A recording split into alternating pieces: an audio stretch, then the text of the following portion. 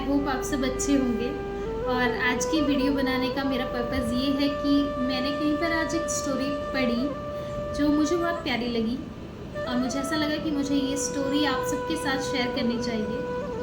और इसे सुन के मुझे ऐसा रियलाइज़ हुआ कि कई बार बहुत कम शब्दों में, बहुत सरल शब्दों में कितना डीप मीनिंग हमें मिल जाता है।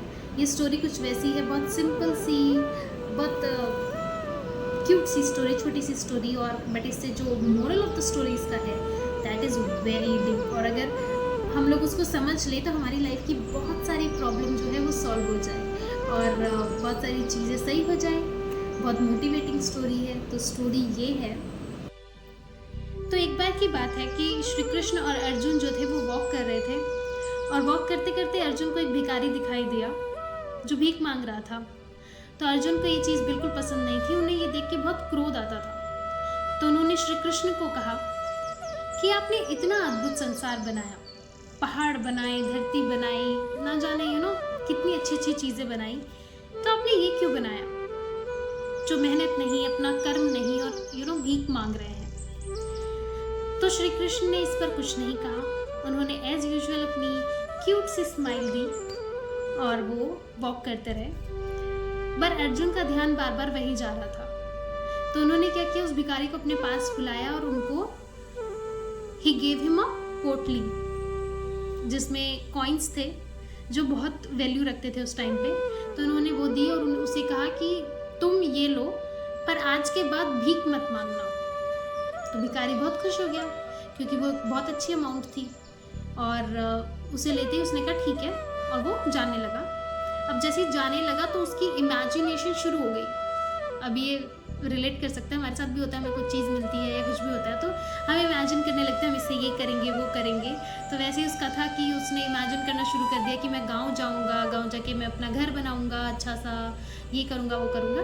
इतने में क्या हुआ, एक चोर आया, पोटली छीनी एंड वो भाग गया।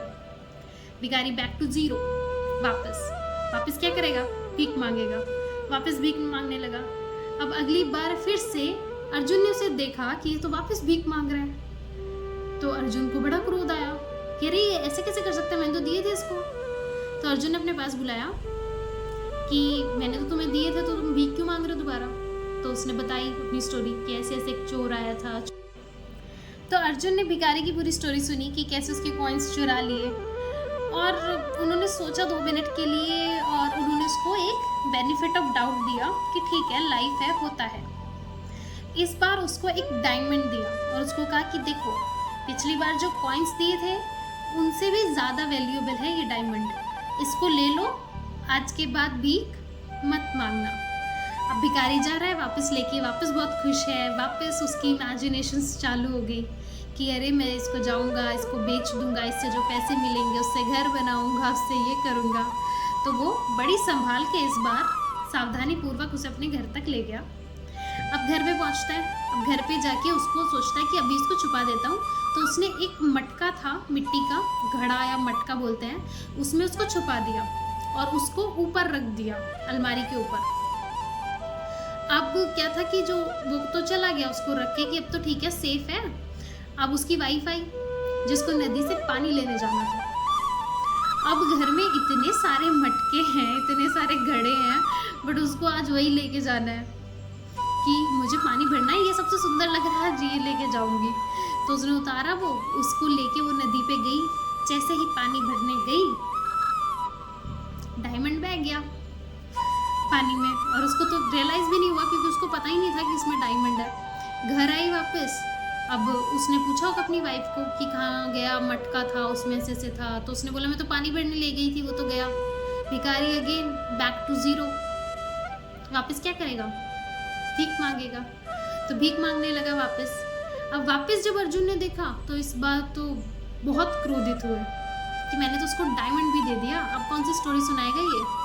तो उसको वापस बुलाया कि हाँ, मैंने तो तुझे डायमंड दिया था, अब तू क्यों भीख मांग रहा है।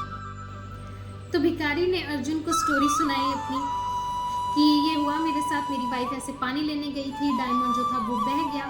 तो अर्जुन तो अब गिव अप कर चुके थे कि नहीं, अब तो मैं इसको कुछ नहीं देने वाला। और लेकिन श्री कृष्ण जो थे उन्होंने क्या किया, उन्होंने 2 ऑर्डिनरी कॉइन्स निकाले जिनकी उतनी वैल्यू नहीं थी और वो उस उसको कहा कि तुम जाओ।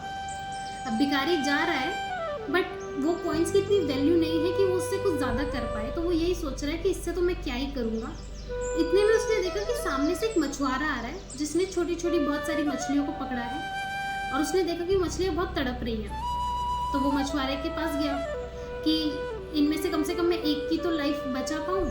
तो उसने उससे एक मछली ले ली और उसको वो 2 कॉइन्स दे दिए कि इससे मेरा तो कुछ होगा नहीं, कम से कम किसी की लाइफ बच जाएगी।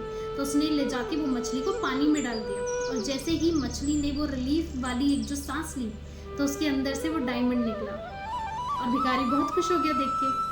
उसके लिए तो एक तरह से मैजिक था, तो वो चिल्लाने लगा, मिल गया मिल गया मिल गया। तो जैसे ही वो चिल्लाया मिल गया मिल गया मिल गया, तो वो जो चोर था ना जिसने उसके कॉइन्स चुराए थे, वो सामने से जा रहा था। अब उसको लगा इससे तो मैंने कॉइन्स चुराए थे, शायद इसने मुझे पहचान लिया, अब तो एक गांव वालों को बुलाएगा और मैं तो गया।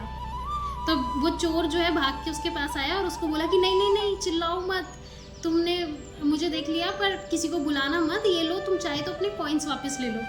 तो उसको अपने कॉइन्स भी मिल गए, उसको डायमंड भी मिल गया। और दूर से अर्जुन और श्री कृष्ण ये सब देख रहे थे।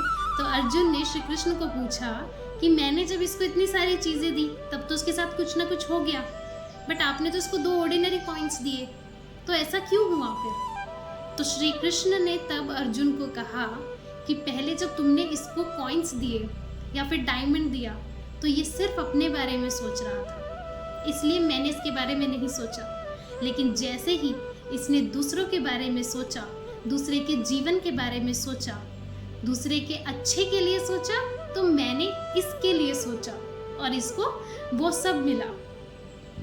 तो moral of the story I think आप समझ गए होंगे। डीप भी है, शायद कुछ लोग नहीं समझे होंगे, बट इफ़ यू नो। तो इसलिए कहते हैं कई बार कितनी सिंपल सी छोटी सी स्टोरी थी ये, बट इसका जो मोरल ऑफ द स्टोरी था, जो एक इसका जो डीप मतलब था, वो इतना ब्यूटीफुल था। और वही था कि अगर हम दूसरों के लिए अच्छा करेंगे, दूसरों के लिए अच्छा सोचेंगे, तो भगवान हमारे लिए अच्छा सोचेंगे, हमारे लिए अच्छा करेंगे। तो आपके कर्म अच्छे होने चाहिए, दूसरों के प्रति अपनी तरफ से आप अच्छा कीजिए, भगवान आपके साथ गलत नहीं होने देंगे।